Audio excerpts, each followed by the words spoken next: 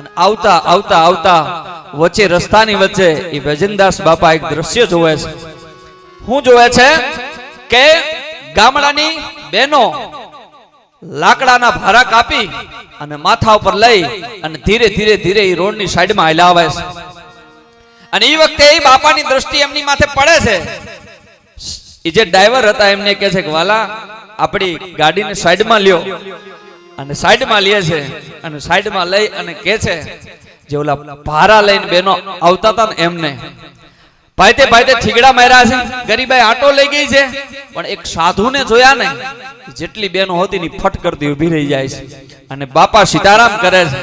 અને સીતારામ કર્યા પછી ભજનદાસ બાપા એમ કે છે કે માતાઓ મને ભૂખ લાગી છે, કાંઈક હોય તો આપશો અને કાંઈ ન હોય તો તમારી પાસે જે પણ રૂપિયા કે કાંઈ હોય તો આપશો.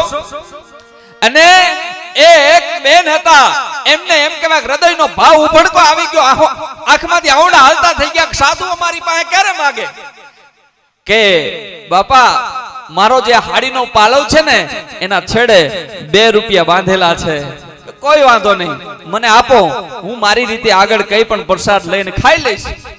એ બેને માથા ઉપરથી ભાડાનો ઘા કર્યો, પાલવના છેડે બાંધેલા 2 રૂપિયા. ઈ વખતના 2 રૂપિયા આજના 2 રૂપિયા કેવા હોય તો કહી શકાય. ઈ 2 રૂપિયા ઈ પાલવના છેડેથી છોડી અને ભજનદાસ બાપાને આપ્યા. અને પછી ઈ લઈ અને ત્યાંથી ગાડી નીકળી જાય છે.